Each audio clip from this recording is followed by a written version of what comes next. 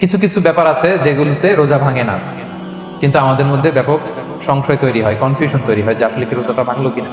রমাদান মুবারক, রমাদান কারীম, আপনার রোজা বাতিল হয়ে যাবে। এর মধ্যে একটা ছিল ইচ্ছাকৃত যদি আপনি পান করেন, 2 নাম্বার ছিল ইচ্ছাকৃত করে যদি আপনি কিছু খান, 3 নাম্বার হচ্ছে ইচ্ছা করে যদি আপনি স্ত্রীর সাথে ফিজিক্যাল ইন্টারকোর্স করেন। তো ইচ্ছা করে যদি রোজা কেউ ভাঙে তার হুকুম কি করতে হবে? কাজাও করতে হবে, কাফারাও করতে হবে। কাফারা মানে কি? শিশুর উপর রোজা ফরজ না, পাগলের উপর ফরজ না, অসুস্থ হলে ভাঙতে পারবে, তখন ফরজ থাকে না। কষ্টকর সফর যদি হয়, অনেক দূরের সফর, আপনি ভাঙতে পারবেন, তখন আর ফরজ থাকে না।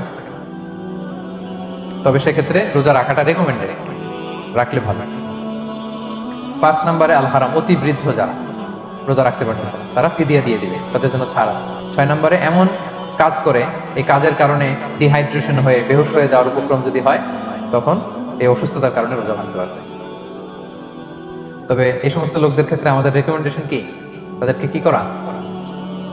সহায়তা করা, তাদেরকে আর্থিকভাবে সহায়তা করা। তারপর গর্ভবতী মায়েরা, তারা রোজা ভাঙতে পারবে। দুধ খাওয়াচ্ছেন এমন মায়েরা রোজা ভাঙতে পারবেন, তবে পরে ওনারা কাজা করবেন। পিরিয়ড চলছেন, মান্থলি পিরিয়ড, মেনস্ট্রুয়েশন পিরিয়ড, ওনারা রোজা ভাঙবেন, পরে কাজা করবেন। বাচ্চা ডেলিভারি দেওয়ার পরে যেই ব্লিডিংটা হয় সেটার কারণে রোজা ভাঙতে পারবেন, পরে কাজা করবেন। এবং কাজার ক্ষেত্রে আমরা একটা চমৎকার সাজেশন দিয়েছি যে আমাদের বোনেরা কোন মাসে কাজা করতে পারেন। চাইলে শাবান মাসে বেশি বেশি নফল রোজাও রাখলেন, তখন কাজাও করলেন, এটা আপনার রোজা ভাঙবে। সেগুলো কি? এক নাম্বার হচ্ছে ভুল করে যদি কেউ খায়, যেটা আমাদের আগের পয়েন্টে আমি ক্লিয়ার করে দিয়েছি, অথবা জোর করে যদি কাউকে খাওয়ানো হয়, তার রোজা ভাঙবে না, এটা আপনারা ইতিমধ্যে জেনেছেন। একটা হাদিস শুনে সহিহ বুখারী, রাসূল সাল্লাল্লাহু আলাইহি ওয়াসাল্লাম বলেছেন, মান নাসিয়া ওয়া হুয়া সাইম ফাআকালা আও শারিবা, রোজা অবস্থায় কেউ যদি ভুল করে খেয়ে ফেলে, ফালিউতিম্মা সাওমা, সেজন্য তার রোজা পূর্ণ করে, তার রোজা ভেঙে গেছে মনে করে সেজন্য খাওয়া শুরু না করে, সেজন্য রোজা পূর্ণ করে। কারণ ফাইন্নামা আতআমাহুল্লাহু ওয়া সাকা, কারণ আল্লাহই তাকে খাইয়েছে, আল্লাহই তাকে পানি দিয়েছে। কিন্তু ভুল করে খেয়ে ফেলেছে, এটা তো আপনার হাতে ছিল না। তাহলে ভুল করে খেলে তার রোজা ভাঙবে না, কাজা কাফারা কিছুই লাগবে না, জাস্ট ইউ কন্টিনিউ ইউ সিয়াম। ওকে।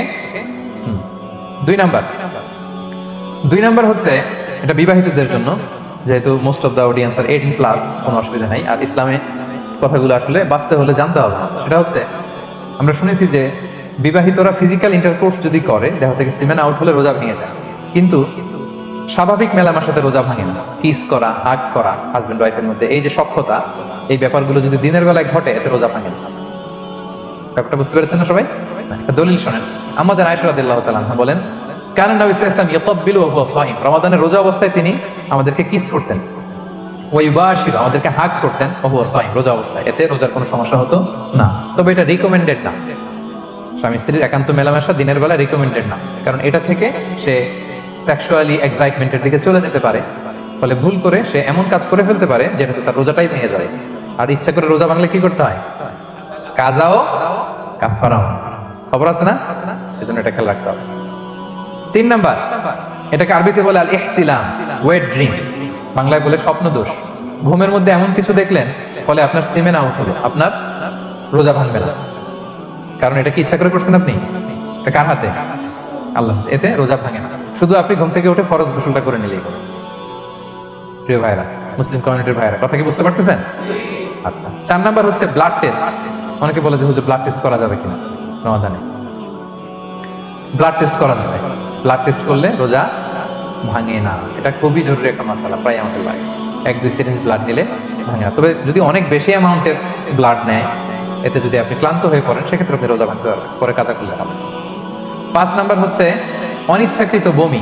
এটা আমি আগেও ক্লিয়ার করেছি যে ইচ্ছাকৃত বমি করলে রোজা ভাঙে, কিন্তু অনিচ্ছাকৃত যদি বমি চলে আসছে, ভমিটিং হচ্ছে, আমার রোজা ভাঙবে না। 6 নাম্বারে নোজ ব্লিডিং, নাক দিয়ে অনেকে রক্ত পড়ে না, নাক দিয়ে রক্ত ঝরলে মানুষের রোজা ভাঙে, আনলেস যদি অনেক বেশি অ্যামাউন্টের হয়, আপনি ক্লান্ত হয়ে পড়েন, তখন তাতে রোজা ভাঙতে পারবেন। 7 নাম্বার, রোজা রেখে দাঁত ফেলতে পারবো কিনা? জি, রোজা রেখে আপনি আপনার দাঁতকে রিমুভ করতে পারবেন, খুব বেশি যাতে রক্ত বের না হয় সেটা আপনি খেয়াল রাখবেন। দাঁত ফেললে যে রক্ত বের হয়, এতে রোজা ভাঙে না। 8 নাম্বার পয়েন্টটা খুবই গুরুত্বপূর্ণ, এটা খেয়াল করে শুনতে হবে। কান দুইটা খরগোশের কানের মতো খাড়া করে শুনেন, খুব মনোযোগ দিয়ে। 8 নাম্বারটা হচ্ছে ইনজেকশন। রোজা রেখে ইনজেকশন দেওয়া যাবে কিনা? কিছু কিছু ইনজেকশন দেওয়া যাবে, কিছু কিছু দেওয়া যাবে না। কোনগুলো দেওয়া যাবে না? এনার্জেটিক ইনজেকশন দেওয়া যাবে না। যে ইনজেকশনে ফুড সাপ্লিমেন্টারি আছে, যেটার মধ্যে নিউট্রিশন ভ্যালু আছে, এই ইনজেকশনগুলো দেওয়া যাবে না। এমনও ইনজেকশন আছে যেটা দিলে 7 দিন আপনার আর খাওয়া লাগবে না, একেবারে তরটা যাবে। এরকম ইনজেকশন দেওয়া যাবে? তো আপনি সিস্টেম করে খাইলেন, কেমন জানো, তাই না? আপনি অন্য ওয়েতে দেহে এনার্জি ইনপুট করলেন, এটা করলে রোজা ভেঙে যাবে। তাহলে food supplementary injection, nutrition value আছে এরকম injection, energetic injection, energy boost up করে এরকম ইনজেকশন দিলে রোজা ভেঙে যায়, এগুলো দেওয়া যাবে না। কিন্তু পেইন কিলার যে ইনজেকশনগুলো আছে এটা দিতে পারবেন। পেইন কিলার ইনজেকশন দিতে পারবেন, অ্যান্টিবায়োটিক ইনজেকশন দিতে পারবেন, অ্যানেস্থেটিক ইনজেকশন দিতে পারবেন, এই জাতীয় মেডিকেশন ইনজেকশনগুলো দিতে পারবেন। কোভিডের যে ইনজেকশন এগুলো আপনি দিতে পারবেন, এগুলোতে রোজা ভাঙে না, কারণ এগুলোতে আপনার স্টোমাকে কিছু পৌঁছেও না, আপনাকে শক্তিবর্ধক কিছু দেহে প্রবেশও করাচ্ছে না, আপনার এনার্জিও বাড়ে না, আপনার এনার্জি বাড়ে না, আপনার নিউট্রিশন ভ্যালু অ্যাড হয় না, আপনার স্টোমাকে কিছু পৌঁছে না, এই জাতীয় সব ইনজেকশন দেওয়া যায়। ইনজেকশন পয়েন্টটা ক্লিয়ার? 9 নম্বরে কিছু কমন ব্যাপার আছে, এই কমন জিনিসগুলো আমাদের মনের মধ্যে প্রায় প্রশ্ন জাগে যে এগুলো করা যাবে কি যাবে না, এগুলো ক্লিয়ার করি। এর মধ্যে 1 নম্বর হচ্ছে টুথপেস্ট। রোজা রেখে টুথপেস্ট দিয়ে ব্রাশ করা যাবে কিনা, বলেন যাবে কি যাবে না? যাবে, কে কে হাত তুলুন তো দেখি। হ্যাঁ, মাত্র 1 জন, 2 জন, 3 জন, 4 জন, 5 জন, 6 জন, দল ভারী হচ্ছে আস্তে আস্তে। হ্যাঁ, টুথপেস্ট দিয়ে ব্রাশ করা যাবে কি যাবে না? যাবে মাত্র 5 জন, আর যাবে না কয়জন দেখি? যাবে না, অনেকে যাবে না, অনেকে হাত তুলে নাই, ভাবছে কোন জায়গায় হাত তুলে কোন বিপদে পড়ি। চুপচাপ দেখি যে কোনটা জিতে। যাবে না? যাবে না, দল ভারী না? যাবে? এই সুন্দর বলছে, যাবে, কিন্তু না করাই ভালো। হ্যাঁ, যাবে। টুথপেস্ট দিয়ে ব্রাশ করলে রোজা ভাঙে না, তবে যদি খুব স্ট্রং টুথপেস্ট হয় এগুলো ব্যবহার না করা ভালো। দিনের বেলায় মেসওয়াক করা ভালো। হ্যাঁ, মেসওয়াক করলে ওইটা সবচেয়ে সেফ। তবে যদি আপনি টুথপেস্ট দিয়ে ব্রাশ করেন আপনার রোজা ভাঙবে না ইনশাআল্লাহ। কেউ কেউ মাকরু বলেছেন, কিন্তু আপনার রোজা ভাঙবে না। মাউথ ওয়াশ সেম, যাবে, কিন্তু রেকমেন্ডেড না। হ্যাঁ, গার্গল করতে গেলে আবার ভিতরে চলে যাবে। সিম্পলি কুলি করা যাবে, কিন্তু আপনার রোজা ভাঙবে না। কিন্তু দিনের বেলায় আমরা টুথপেস্ট, মাউথ ওয়াশ এগুলো ইউজ না করে কোনটা সাজেস্ট করি? কোনটা? মেসওয়াক করেন তো আপনারা? রাসূল সাল্লাল্লাহু আলাইহি ওয়াসাল্লাম বলেছেন, আমার উম্মতের জন্য যদি কষ্ট না হয়ে যেত আমি প্রত্যেক নামাজের আগে মেসওয়াক করা ফরজ করে দিয়ে যেতাম। কষ্ট হয়ে যাবে, পকেট নিয়ে নিয়ে মেসওয়াক করতে হবে। এবং রাসূল সাল্লাল্লাহু আলাইহি ওয়াসাল্লাম মৃত্যুর আগে ওনার হাতে যে জিনিসটা রেখে উনি শেষ নিঃশ্বাস ত্যাগ করেছেন সেটা হচ্ছে মেসওয়াক। উনি অত্যন্ত অসুস্থ, প্রচন্ড জ্বরে কাতরাচ্ছেন, তখন দেখলেন যে ওনার শ্যালক আব্দুর রহমান রাদিয়াল্লাহু তাআলা উনি মেসওয়াক করতেছেন, তো উনি ফেল করে তাকায় আছেন, বলতে পারতেছেন না আমাকে দাও। আম্মা জান আয়েশা বুঝতে পারলেন যে রাসূল মনে হয় চাচ্ছেন, উনি এটা নিয়ে এসে নিজে চাবালেন। রাসূল সাল্লাল্লাহু আলাইহি ওয়াসাল্লাম চাবায় যে নরম করবেন এই শক্তিটাও গায় নাই, আম্মা জান নিজে চাবিয়ে রাসূল সাল্লাল্লাহু আলাইহি ওয়াসাল্লামের হাতে দিলেন, রাসূল সাল্লাল্লাহু আলাইহি ওয়াসাল্লাম মেসওয়াক করলেন। এই মেসওয়াক করার কিছুক্ষণ পরে তিনি ইন্তেকাল করলেন। আরবাউন মিন সুনানিল মুরসালিন, 4টা সুন্নাত, এটা সব নবীদের মধ্যে ছিল, এর মধ্যে একটা হচ্ছে আসওয়াক, মেসওয়াক। মেসওয়াক করবেন তো আপনারা? আচ্ছা, এরপর রোজা রেখে আতর দেয়া যাবে, কোনো সমস্যা নাই। পারফিউম দেয়া যাবে, সমস্যা নেই। আই ড্রপ দেয়া যাবে, চোখে ড্রপ দেয়া যাবে, আইলাইনার দেয়া যাবে, কাজল দেয়া যাবে, এগুলোতে রোজা ভাঙে না। এরপরে ডায়াবেটিক পেশেন্ট যারা আছে তারা ইনসুলিন দিতে পারবেন, এত রোজা ভাঙে না। এটা আমাদের লাগে না, আমাদের অনেক মুরব্বীদের দিতে হয়, আমাদের আব্বা আম্মাদের।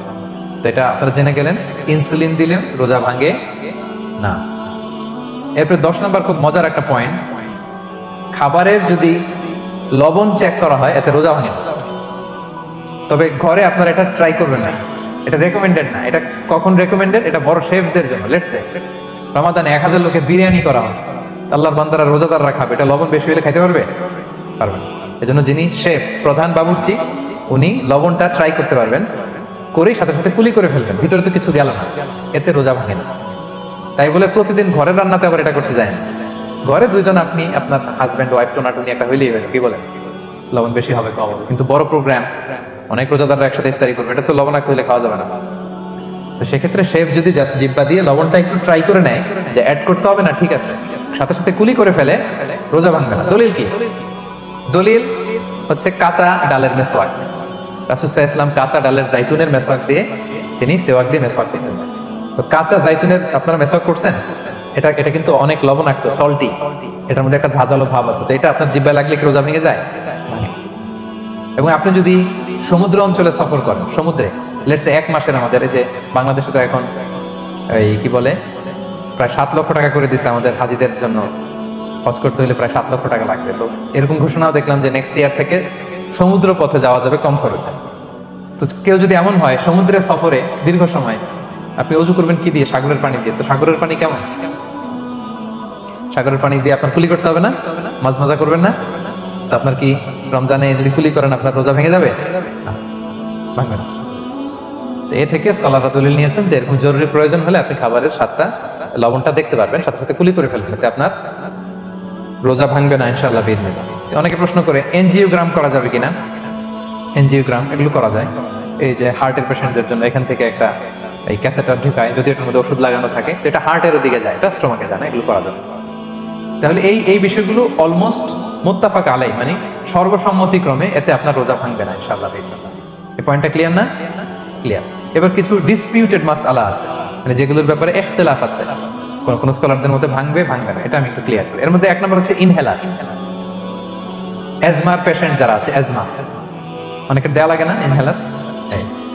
ইনহেলার যদি পাফার ইনহেলার হয়, পাফার ইনহেলার যেটা দিয়ে শুধু বাতাস যায়, অক্সিজেন যায়, এটা রোজা ভাঙে না। এটা কি করে না? রোজা ভাঙে না। পাফার ইনহেলার যেটাতে অক্সিজেন পাস করে, রোজা ভাঙে না। কিন্তু যদি ভ্যাপোরাইজেশন হয়, অথবা একটা আছে DPI, dry powder inhaler, punch করলে একটা পাউডার সহ ভিতরে যায়, অ্যাজমাটা কমায় দেয়, ওই পাউডার দিয়ে করলে কিন্তু রোজা ভেঙে যাবে। ভ্যাপোরাইজেশন হলে বা ডিপিআই ইনহেলার হলে আপনার রোজা ভেঙে যাবে। ইনহেলার ক্লিয়ার তো সবার কাছে? আচ্ছা, এরপরে যাই সামনে। সাপোসিটরি বুঝেন তো না? ডুশ বলে, প্রচন্ড জ্বর কমে না, তখন ডাক্তার বলে যে পায়ু পথে, অ্যানাল পিল বলে এগুলাকে, পায়ু পথে এটাকে ইনপুট দিতে হয়। এই সাপোসিটরি এটা একটা ডিসপিউটেড মাসালা। হানাফি স্কুল অফ থটে রোজা ভেঙে যায়। আমরা যেহেতু বেশিরভাগ হানাফি স্কুল ফলো করি, হানাফি মাযহাব, তো আমরা এটাই সাজেস্ট করি সাপোসিটরি না দেওয়া। তবে অন্যান্য স্কলারদের মতে রোজা ভাঙবে না, বিশেষ করে ইবনে তাইমিয়া আলাইহি রাহমার মতে রোজা ভাঙবে না। এখানে প্রসঙ্গ যেটা হচ্ছে, সাপোসিটরি সাধারণত দিতে হয় ইমার্জেন্সি পিরিয়ডে। কি বলেন? জ্বর আর কমে না, কঠিন অবস্থা, তো ওই অবস্থায় তো রোজা এমনি ভাঙা যায়। প্রচন্ড অসুস্থ হলে ভাঙা যায় না রোজা? তো আপনি রোজা ভাঙবেন, পরে কাজা করে সাপোসিটরি দিবেন, অসুবিধা নেই। আচ্ছা, এয়ার ড্রপ, কানের যে ড্রপ আছে, এটার মডার্ন স্কলারদের মতে, যে ফিক একাডেমিগুলো আছে, এদের মতে রোজা ভাঙবে না, কিন্তু হানাফি স্কলারদের মতে রোজা ভেঙে যাবে। তো আমরা সাজেস্ট করি এটা আপনি না দেন, আগে পরে দেন। 3 নাম্বার, হার্টের পেশেন্টদের একটা ওষুধ দিতে হয়, এটাকে নাইট্রোগ্লিসারিন ট্যাবলেট বলে, জিহ্বার নিচে দেয়, দেওয়ার সাথে সাথে বডি এটা অ্যাবজর্ব করে ফেলে, ওষুধটা আর থাকে না জিহ্বার নিচে। জিহ্বার নিচে এটাকে প্লেস করলে সাথে সাথে এটা বডি অ্যাবজর্ব করে, এখানে আবার পাম্প শুরু হয়ে যায়। তো হার্ট অ্যাটাক করলে এটা দেয়। আধুনিক যে ফিক একাডেমিগুলো আছে তাদের মতে রোজা ভাঙবে না, কিন্তু হানাফি স্কুল অফ থটে তাদের মতে যেহেতু সম্ভাবনা আছে কিছু চলে যেতে পারে, যদিও যায় না, হানাফি মাযহাব হচ্ছে খুব ইহতিয়াত অবলম্বন করে, অত্যন্ত বেশি সাবধানতা অবলম্বন করে। কিন্তু মডার্ন ফিক একাডেমিগুলো তাদের মতে হার্ট পেশেন্টদের জন্যই নাইট্রোগ্লিসারিন ট্যাবলেট যদি জিহ্বার নিচে রাখেন রোজা ভাঙবে না। হিজামা, কাপিং, হিজামা চিনেন তো? হ্যাঁ, হিজামা করছেন কেউ এখানে? আপনি করছেন, আর কেউ? অনেকেই করছে দেখি মাশাআল্লাহ। এটা এখন অনেক পপুলার হচ্ছে, রাসূল সাল্লাল্লাহু আলাইহি ওয়াসাল্লাম কিন্তু করতেন। এখন দেখবেন যে অনেক বড় বড় সেলিব্রিটিরা, অ্যাথলেটরাও করে। এরকম কাপিং এর টিউব আছে, পিঠে একটু কেটে ওটাকে লাগায় দেয়, আস্তে করে এই রক্তগুলো বের করে ফেলে, ব্যথা ট্যাথা, পেইন টেন এগুলো কমে যায়। এখন কিন্তু এটার অনেক প্রচলন বেড়েছে। হানাফি স্কুল অফ থটে হিজামাতে রোজা ভাঙে না, অন্যান্য স্কুল অফ থটে ভাঙে। তো হিজামা তো ইমার্জেন্সি কিছু না, আমার দিনের বেলায় কেন রমজান মাসে হিজামা করা লাগবে? আমি ইফতারের পরে হিজামা করলাম। আচ্ছা, ব্লাড ডোনেশন করলে রোজা ভাঙবে কিনা? 1 ব্যাগ যে রক্ত নেয়, ভাঙবে কিনা? হ্যাঁ, হাম্বলি মাযহাব অনুযায়ী ভেঙে যায়, হানাফি মাযহাব অনুযায়ী ভাঙে না। আমরা হানাফি স্কুল ফলো করি, সো আপনি ব্লাড ডোনেট করতে পারবেন, ভাঙবে না। তবে অনেক ব্লাড ডোনেট করার কারণে যদি আপনি অসুস্থ হয়ে যান, দুর্বল, ওই অসুস্থতার কারণে আপনি ভাঙতে পারবেন। তবে এটা রেকমেন্ডেড, যদি ব্লাডের কারণে মুমূর্ষু রোগীর জীবন যায় অবস্থা, তখন অবশ্যই আপনি ব্লাড ডোনেশন করবেন, যাতে করে একজন মুমূর্ষু রোগী জীবন ফিরে পায়। তো এই পয়েন্টটা তো ক্লিয়ার না সবার? তো এই ছিল সম্মানিত সুধী কিছু মৌলিক বিষয় যেগুলো